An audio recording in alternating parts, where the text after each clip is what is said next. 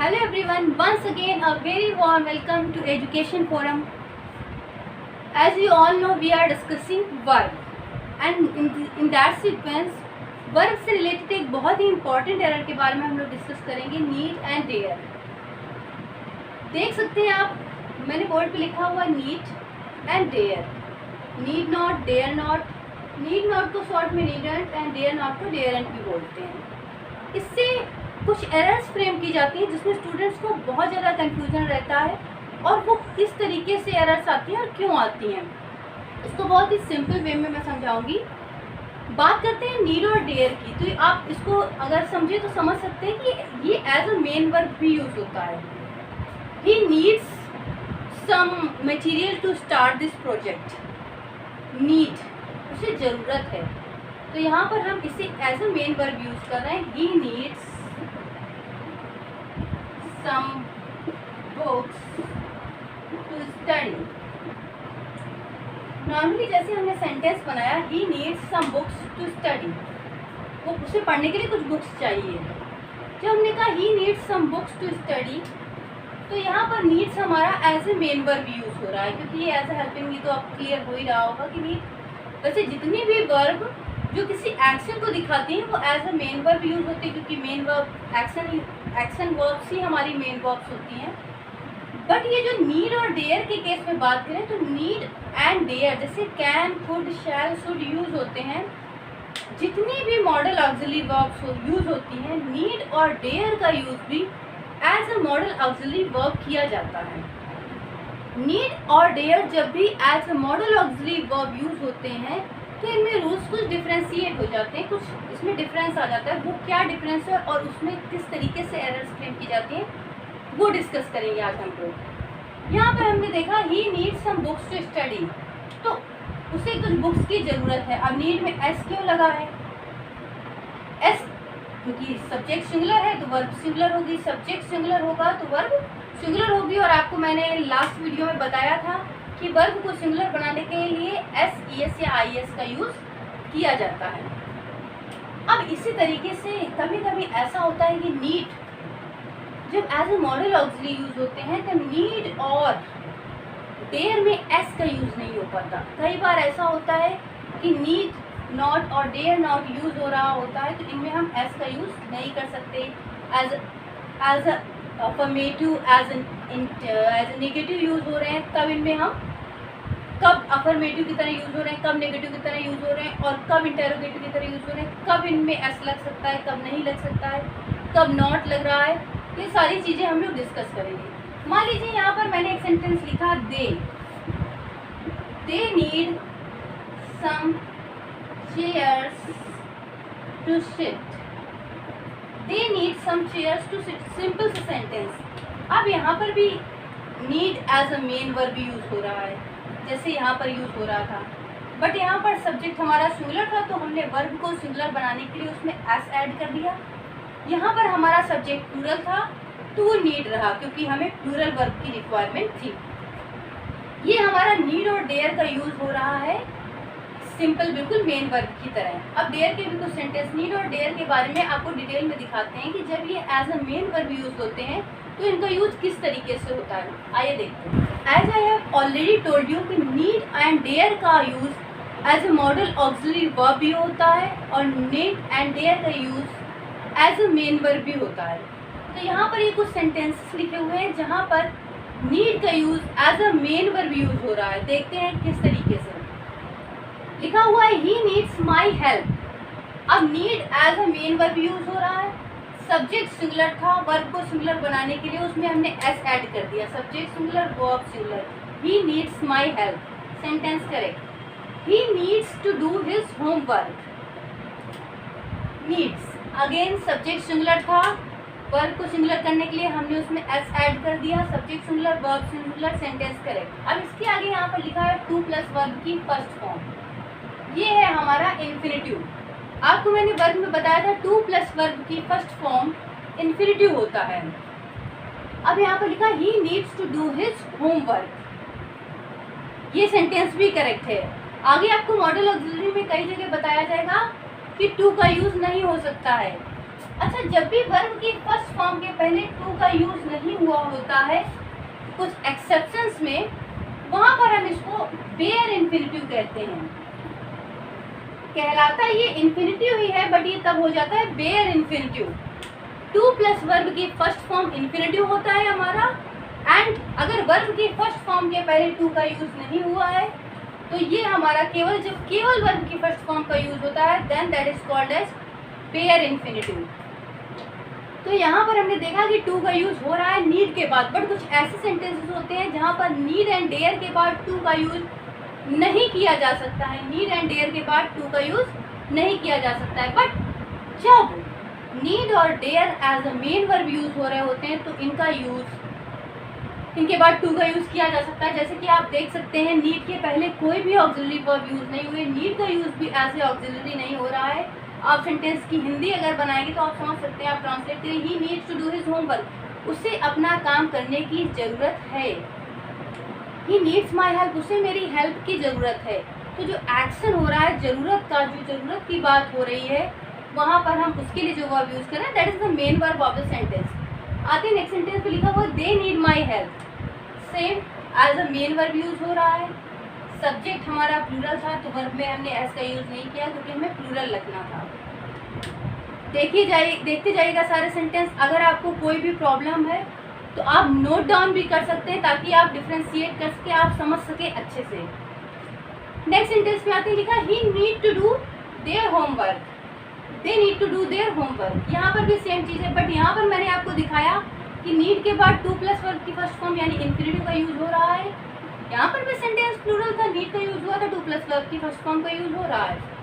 नीचे सेंटेंस पे आए हम लोग, लिखा हुआ does he need my help, क्या उसे मेरी हेल्प की ज़रूरत है। Do they need my help, अब चूँकि हमारा सब्जेक्ट प्लूरल हो रहा था तो हमारी जो वर्ब थी वो भी प्लूरल हो गई। सेंटेंस दोनों ही करेक्ट है। यहाँ पर हमारे सारे सेंटेंस अफर्मेटिव थे, यहाँ पर हमारे सेंटेंस नेगेटिव हैं। अब यहाँ पर आते हैं, लिखा है ही does not need my help, they do not need my help. ये हमारे जो सेंटेंस हैं ये हमारे नेगेटिव में चले गए, और जो नीड है ये हमारा as a main verb use हो रहा है। यहाँ पर भी ये हमारी हेल्पिंग वर्ब, ये हमारी मेन वर्ब, ये हमारे सिंपल प्रेजेंट में थे, तो यहाँ पर हमने यहाँ पर जब बनाया तो उसमें ही वर्ब को सिंगुलर कर दिया गया, और यहाँ पर डू और डज का यूज़ हुआ है, यहाँ पर नॉट का यूज़ हुआ है। Affirmative sentences, negative sentences, affirmative sentences, interrogative sentences and negative sentences, तीनों सेंटेंसेस में आपने देखा नीड का use as a main verb use हो रहा है, और आपने इसके बाद देखा कि टू का यूज़ भी हुआ है।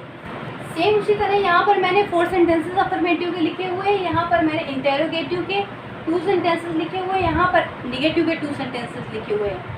बट सेम चीज़ यहाँ पर भी है। अगर मान लो यहाँ पर होता, जैसे यहाँ पर लिखा हुआ ही needs to do his homework, और यहाँ पर होता does he need to do his homework, does, इसके पहले डज लिख जाता डज ही, और जब यहाँ पर डज लग जाएगा तो नीड में फिर एस नहीं लगेगा। ये इस तरीके से भी अगर यहाँ पर डज लिखा हुआ है और यहाँ पर नीड में एस लगा हुआ है तो वो भी एक एरर है। Does he need to do his homework तो भी सही होगा, यानी इंटेरोगेटिव हो या फिर नेगेटिव हो। जैसे यहाँ पर लिखा हुआ है, जैसे ये लिखा हुआ है he need to do his homework, अगर यहाँ पर कर दिया जाता he does not need to do his homework, यानी ही डज नॉट नीड और टू डू हिज होमवर्क, यानी डू प्लस वर्ब की फर्स्ट फॉर्म, यानी तीनों के साथ ही बेयर इन्फिनिटिव, दोनों के साथ ही इन्फिनिटिव का यूज़ हो सकता है। हमें बेयर इन्फिनिटिव लगाने की कोई भी रिक्वायरमेंट नहीं है। इट मीन्स जब नीड एंड डेयर का use as a main verb use हो रहा है तो हम उसमें नीड में एस भी लगा सकते हैं और टू का यूज़ भी कर सकते हैं, यानी टू प्लस वर्ब की फर्स्ट फॉर्म का यूज़ भी कर सकते हैं, और नीड और डेयर में एस भी लगा सकते हैं जब need and dare as a main verb use हो रहे हैं। बट जब नीड एंड डेयर का use as a modal auxiliary verb use होता है तो क्या उसमें एस लगा सकते हैं? क्या उनके साथ हम टू प्लस वर्ब की फर्स्ट फॉर्म का यूज़ कर सकते हैं? क्या नीड और डेयर में एस लगा सकते हैं? देखते हैं कुछ सेंटेंसेस को। यहाँ पर लिखा हुआ he dares to go in the dark, dare में आपने देखा एस लगा हुआ है, उसके बाद टू प्लस वर्ब की फर्स्ट फॉर्म का यूज़ हुआ है। इट मीन्स ये as a main verb use हो रहा है, क्योंकि जब डेयर और need as main verb use होते हैं तो इनमें एस भी लग सकता है और इनके बाद टू प्लस वर्ब की फर्स्ट फॉर्म भी यूज हो सकती है। नीड और डेयर का यूज जब भी as a main verb use होता है तो इनमें एस का यूज भी होता है और इनके बाद टू प्लस वर्ब की फर्स्ट फॉर्म यानी इंफिनिटिव का यूज भी होता है। दूसरी चीज, यहाँ पर डेयर लिखा हो, डेयर्स लिखा हुआ है, इसके बाद किसी भी हेल्पिंग वर्ब का यूज नहीं हुआ है। बाकी अगर हम सेंटेंस को ट्रांसलेट करें, he dares to go in the dark, हर तरीके से आप देख सकते हैं कि डेयर, उसने he dares to go in the dark, उसने डार्क में जाने की, अंधेरे में जाने की हिम्मत की। तो जब हमने इस तरीके से ट्रांसलेट किया तो हमें ये भी पता चला कि जो हमारा एक्शन हो रहा है, जो हमारा मेन एक्टिविटी हो रही है, वो हमारी यही है, यानी ये क्या है, हमारी मेन वर्ब है। तो जब डेयर या नीड, ये चीज़ क्लियर हो गई, जब डेयर या need as a main verb use होते हैं तो इनमें एस का यूज भी होता है, इनके बाद टू प्लस वर्ब की फर्स्ट फॉर्म भी यूज होती है। आते हैं नेक्स्ट सेंटेंस पे, आप देख सकते हैं he need not go in the dark.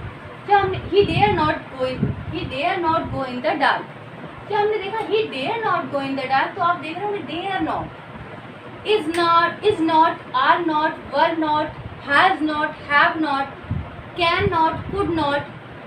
Helping verb के साथ हम हमेशा नॉट का यूज करते हैं।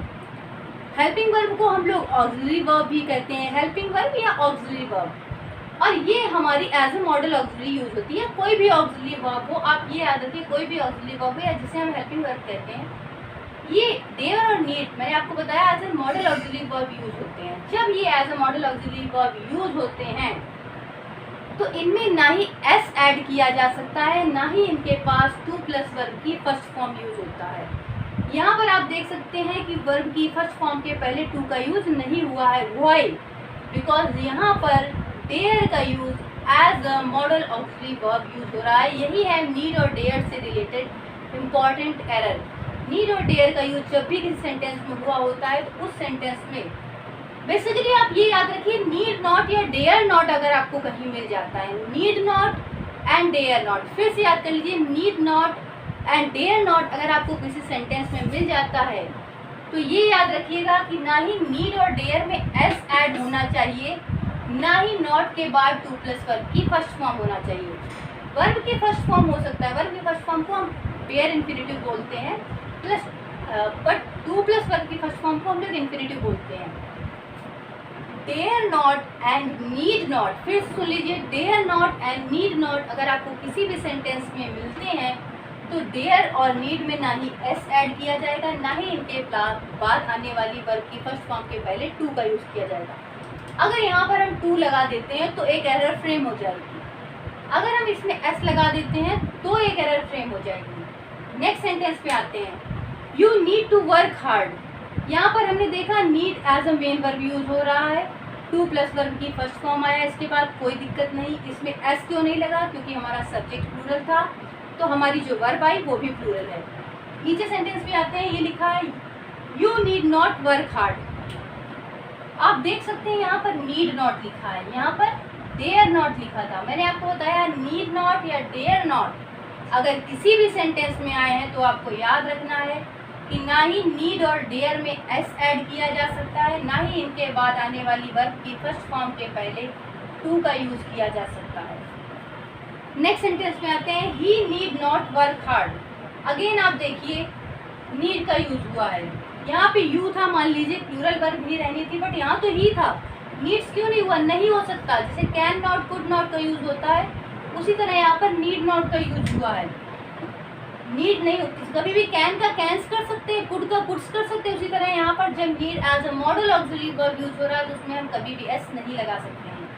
फिर से याद कर लीजिए, need not, dare not, need not आप देख रहे हैं, नीड नॉट, डेयर नॉट जब भी यूज होगा तो ना ही नीड और डेयर में एस ऐड कर सकते हैं, ना ही इनके पहले आने वाली वर्ब की फर्स्ट फॉर्म के पहले हम टू लगा सकते हैं। Dare he go in the dark, ये अफर्मेटिव सेंटेंस है। अफर्मेटिव सेंटेंस जैसे हम कहते हैं can he go in the dark, can he go there, इसी तरीके से ये as a modal auxiliary verb use हुआ है। इस तरीके से भी हम सेंटेंस फ्रेम कर सकते हैं, बट यहाँ पर ही था, क्या यहाँ डेयर्स है? जिस तरीके से हम can as a modal auxiliary का यूज़ करते हैं और कैन के बाद कभी एस नहीं लगाते, कुड के बाद कभी कुड में एस नहीं लगाते, उसी तरह जब डेयर और नीड का यूज़ एज ए इंटेरोगेटिव होता है, किसी इंटेरोगेटिव सेंटेंस में as a modal auxiliary verb use होता है, डेयर और नीड का यूज़ किसी सेंटेंस में एज ए मेन वर्ब भी यूज हो सकता है किसी इंटेरोगेटिव सेंटेंस में। बट डेयर और नीड जब as a modal auxiliary verb किसी इंटेरोगेटिव या नेगेटिव सेंटेंस में आते हैं तो इनमें एस का यूज़ नहीं किया जाता है, और इनके बाद जो भी वर्ब की फर्स्ट फॉर्म होती है उसके पहले टू का यूज़ नहीं किया जा सकता है। फिर से समझ लीजिए, नीड और डेयर जब भी as a modal auxiliary verb use होते हैं तो नेगेटिव एंड इंटेरोगेटिव दोनों ही सेंटेंसेस में, ये इंटेरोगेटिव है, देखिए एस ऐड भी नहीं हुआ है और टू के वर्ब की फर्स्ट फॉर्म के पहले टू भी नहीं है, ये नेगेटिव सेंटेंस थे हमारे। कब? जब ये as a modal auxiliary use हो रहे हैं। बेसिकली एक एरर बहुत आती है जो आप याद रखिएगा, नीड नॉट और डेयर नॉट अगर आपको कहीं मिल जाता है तो ना ही नीड में एस होना चाहिए, ना ही डेयर में एस होना चाहिए, ना ही नीड नॉट और डेयर नॉट के बाद आने वाली वर्ब की फर्स्ट फॉर्म के पहले टू होना चाहिए। नीड नॉट और डेयर नॉट के बाद ना ही टू हो सकता है, नीड नॉट और डेयर नॉट लिखा होने पे नीड और डेयर में एस का यूज भी नहीं किया जा सकता है। ये था हमारा नीड और डेयर। आई थिंक आपको समझ में आ गया होगा। अगर आपको नहीं आया या कोई भी प्रॉब्लम है कमेंट बॉक्स में लिखिए, मुझे बताइए, आपकी क्वेरी सॉल्व की जाएगी।